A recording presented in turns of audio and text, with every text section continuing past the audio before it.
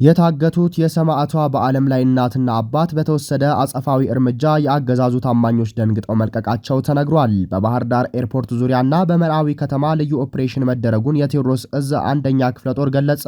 በማንነታችን እየተሰደብን ነው፣ ሰዋዊ ክብራችን እየተዋረደ ነው፣ አማራነታችን ግን ከዚህ በላይ ሊዋረድ አይገባም ሲሉ የተከበሩ ክርስቲያን ታደለና የተከበሩ ዮሐንስ በዋያሌው ገለጹ።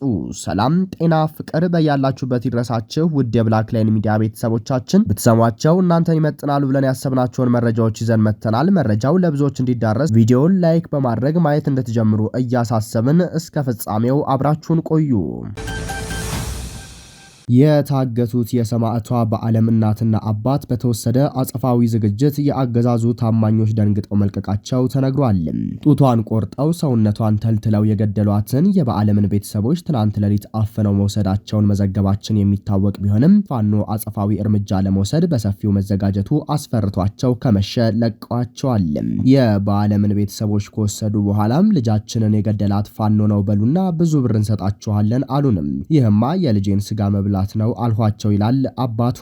መከላከያ ጡት አይቆርጥም ብለህ ተናገር፣ ፋኖ ሌባ ነው በል እያሉ የሚፈልጉትን እንድናገር በጥፊ እየመቱ ጠየቁኝ። አሁን የማትናገር ከሆነ ማታ በግድህ ትናገራለህ ሲሉኝ ቆይተው ድንገት ፋኖ ሊወጋን እየመጣ ነው ቶሎ ይለቀቁ ብለው ለቀቁኝ ሲል ገልጿል። የሰማዕቷ አባት አቶ ዋሲሁንም ጡት መቁረጡና የሰው አካል መተልተሉ በህዝብ ዘንድ እንዳስወገዛቸውና የህዝብ ቁጣ እየቀሰቀሰ መሆኑን የገባቸው የአረመኔው ሰራዊት በማስገደድ የተሳሳተ መረጃ ለመቀበል ሀዘንተኛ ቤተሰቦችን በጥፊ መምታትና እንግርግሪያ ደርሶባቸዋል።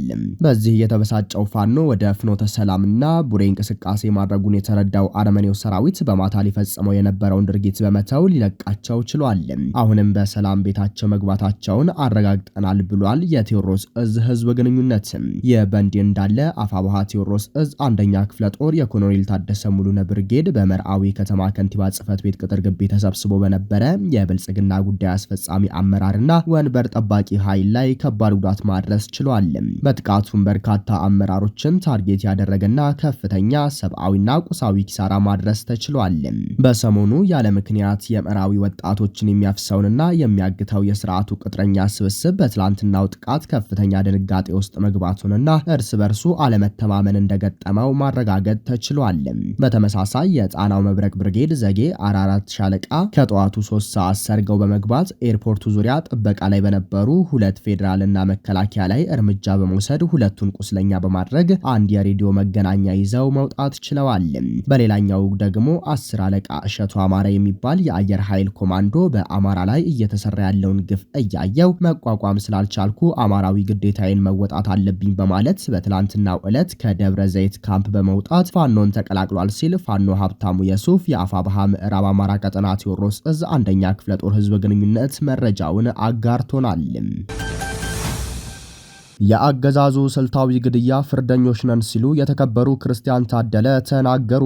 ከፍርድ በፊት ሆነ ተብሎ ስልታዊ በሆነ መንገድ በሕክምና እጦት በህመም እንድንሞት እየተሰራ ነው። ሰው ይህ ጊዜ አልፏል፣ ለትውልድም ቂም አታውርሱ፣ የእስካሁኑ ይበቃል ብለዋል የተከበሩ ክርስቲያን ታደለ ጸጋዬ። የተከበሩ ክርስቲያን ታደለ በፌዴራል ከፍተኛ ፍርድ ቤት ጥቅምት 10 ቀን 2018 ዓ.ም በነበረው ችሎት የቂሊንጦ ማረሚያ ቤትና ኃላፊዎችን በተመለከተ ያቀረቡት አቤቱታ በከፊል ለሚዲያችን ደርሷል። ኢንስፔክተር ድሪባ ለ3 ጊዜ ያህልም ደም እየፈሰሰኝ ነው፣ በአስቸኳይ ህክምና ያስፈልገኛል ብዬ በጠየቅኩት ጊዜ ህክምና እንዳልሄድ ከልክሎኛል። ከፍርድ በፊት ሆነ ተብሎ ስልታዊ በሆነ መንገድ በህክምና እጦት በህመም እንድንሞት እየተሰራ ነው። ኦፕሬሽን ተሰርቻለሁ፣ አሁንም ደም እየፈሰሰኝ ነው። ይህ ችግር በአስተያየት ብቻ ሊታለፍ የሚችል አይደለም፣ የህይወት ጉዳይ ነው። መልስ ሊሰጡ የመጡትን አቶ ኤፍሬምን አላውቃቸውም፣ ጉዳዩንም አላጣሩም። በመሆኑም ህክምና የከለከሉኝ ኢንስፔክተር ድሪባ መጥተው ሊጠይቁኝ ይገባል። የተፈጸመብኝ የሰብአዊ መብት ጥሰትና ህይወቴን አደጋ ላይ የሚጥል ወንጀል በመሆኑ ጉዳዩ ከህግ አንጻር ታይቶ መፍትሄ ሊሰጠኝ ይገባል። ፍተሻው ማንነት ተኮር ስድብ አለበት። እኔ ካጠፋው ጠይቁኝ እንጂ አማራ ለምን ይሰደባል? ክቡራን ዳኞች አሁንም በህይወት ላታገኙኝ ትችላላችሁ። በኋላ እንዳትጸጸቱ መፍትሄ ሰጡኝ። በተለይ ዞን 4 እና 5 ለምንገኝ የሽብር ተከሳሾች በእኛና በቤተሰቦቻችን ላይ የተለየ ፍተሻ የሚያደርግ ሽፍት መድበዋል። በቂ ብርሃን የማያስገባ በርና መስኮት በተገጠ የተገጠመለት ከሽንት ቤት ጎን በተሰራ ክፍል ነው የታሰርነው። ሰው ይህ ጊዜ ያልፋል፣ ለትውልድ ቂም አታውርሱ፣ የእስካሁን ይበቃል ሲል ነው የተናገሩት የተከበሩ ክርስቲያን ታደለ። የተከበሩ ዮሐንስ ቧያሌውም የአንድ ግለሰብ አምባገነንነት በነገሰባት ሀገር ሲገርፉን የነበሩ የፌዴራል ፖሊስ አባላት ናቸው አሁንም የቂሊንጦን ግቢ ተቆጣጥረው እየጠበቁ ያሉት። ስጋት አለን፣ አማራነታችን ግን ከዚህ በላይ ሊዋረድ አይገባም ነው ያሉት የተከበሩ ዮሐንስ ቧያሌው። የተከበሩ ዮሐንስ ቧያሌው በፌዴራል ከፍተኛ ፍርድ ቤት ጥቅምት 10 ቀን 2018 ዓ.ም በነበረው ችሎት የቂሊንጦ ማረሚያ ቤትንና ኃላፊዎችን በተመለከተ ካቀረቡት አቤቱታ ለሚዲያችን ደርሷል። ኢንስፔክተር ድሪባ ከአንድ ሁሉንም እኩል አይቼ አገለግላለሁ በሚል ቃለ መሐላ ከፈጸመ ከአንድ የፖሊስ መኮንን የማይጠበቅ ወንጀል እየፈጸመ ነው። መሪጌታ በላይ ተናገር እነሱ ያላፈሩበትን ምን አሳፈረ? ድሪባኮ ቅዘናም አማራ እያለ ተሳድቧል ሲሉም ተደምጠዋል። ዮሐንስ ቧያሌው መሪጌታ ላይ ድብደባ መፈጸሙ ብቻ ሳይሆን በማንነታችን እየተሰደብን ነው፣ ሰዋዊ ክብራችን እየተዋረደ ነው። አማራናታችን ግን ከዚህ በላይ ሊዋረድ አይገባም። ከጠበቆቻችን ጋር እየተነጋገርንበት እነ ድሪባ ከእጃቸው እየነጠቁ ነው። የአንድ ግለሰብ አምባገነንነት በነገሰባት ሀገር ሲገርፉን የነበሩ የፌዴራል ፖሊስ አባላት ናቸው አሁንም የቂሊንጦን ግቢ ተቆጣጥረው እየጠበቁ ያሉት። ስጋት አለንም። በእነዚህ አካላት ፍተሻና እንግልት ክረምቱን ያየነውን ስቃይ መፈጠርን ያስጠላል። በመሆኑም ኃላፊዎቹ ተጠርተው ሊጠየቁልን ይገባል ብለዋል የተከበሩ ዮሐንስ ቧያሌው። በተመሳሳይ የፍርድ ቤት ትዕዛዝን ባለማክበር ከታማሚ ልጄ ጋር እንዳልገናኝ ከልክለውኛል፣ ለታሪክ ይሆናል፣ አሁንም ፍትህ እስካላገኘን ድረስ እንጮሃለን ሲሉ የተከበሩ ዶክተር ካሳ ተሻገር ተናግረዋል። የተከበሩ ዶክተር ካሳ ተሻገር በፌዴራል ከፍተኛ ፍርድ ቤት ጥቅምት 10 ቀን 2018 ዓ.ም በነበረው ችሎት የቂሊንጦ ማረሚያ ቤትንና ኃላፊዎችን በተመለከተ ቅሬታ አቅርበዋል። ላለፉት 2 እና 3 ወራት የነበረን ቆይታ አሳሳቢ ነበር። ሁልጊዜ ከዚህ እየመጣን ብንጮህ መፍትሄ እያገኘን አይደለም፣ ግን ለታሪክ ይሆናል፣ አሁንም ፍትህ እስካላገኘን ድረስ እንጮሃለን። ከታማሚ ልጄ ጋር እንድንገናኝ ፍርድ ቤቱ ትዕዛዝ የሰጠ ቢሆንም የፍርድ ቤት ትዕዛዝን ባለማክበር ከታማሚ ልጄ ጋር እንዳልገናኝ ከልክለውኛል። ሕክምናን በተመለከተ የነርቭ ታማሚ ነኝ። ኢንጂነር ድሪባ የተባለ ኃላፊ የተፈቀደልኝን ሽፍን ጫማ ለብሼ ሕክምና እንዳልሄድ በመከልከል ከዚህ በኋላ ከዚህ ግቢ አትወጣም፣ ሕክምና ይናፍቃል በማለት ብዙ ካንገላታኝ በኋላ ነው የታከምኩት። እየተፈጸመ ያለው ፍተሻ ኢሰብአዊ ነውና በአካል ቀርበው ሊጠየቁልን ይገባል ብለዋል። በፌዴራል ፖሊስ የተወሰደብን ንብረትም ሊመለስልን ይገባል ብለዋል የተከበሩ ዶክተር ካሳ ተሻገርም። የአሰላ ከተማ የመከላከያ ሰራዊት አባላት ቃል የተገባልን የቤት መስሪያ ቦታ አልተሰጠንም ሲሉ ቅሬታ አቀረቡ። አገዛዙ ለእርስ በርስ ጦርነት ለስልጣኑ ማራዘሚያ እየተጠቀመ ያለ ዋስትና የሚበትናቸው ዋጋ የሚከፍሉ የመከላከያ ሰራዊት አባላት ከአካል ጉዳተኝነት በተጨማሪ የኑሮ ውጣ ውረዱ እየፈተናቸው ይገኛል። የዚህ ማሳያው በአሰላ ከተማ አስተዳደር የሚገኙ በሀገር መከላከያ ሰራዊት አባልነት ያገለገሉ ተሰናባች የቀድሞ ሰራዊት አባላት በ2015 ዓ.ም የመኖሪያ ቤት መስሪያ ቦታ እንደሚሰጠን የተገባልን ቃል እስካሁን አልተፈጸመም ሲሉ ቅሬታ አቅርበዋል።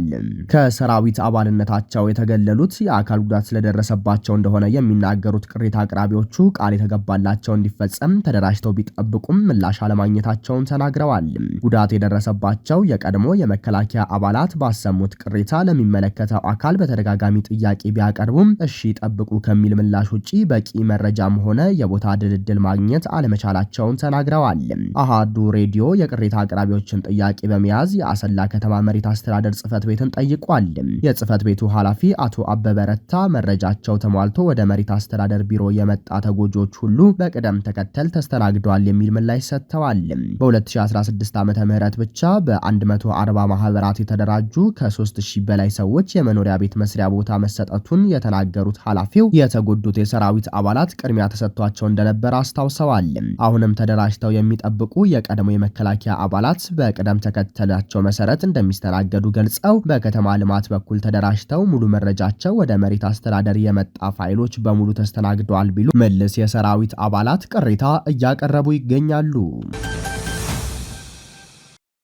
ውድ የብላክ ላይን ሚዲያ ቤተሰቦቻችን ለዕለቱ የነበረን የዜና መረጃ ይህን ይመስል ነበር። ለወቅታዊና ፈጣን መረጃ የብላክ ላይን ሚዲያ ቴሌግራም ገጽ ዲስክሪፕሽን ላይ ስለሚገኝ ተቀላቀሉን። ሰናይ ጊዜ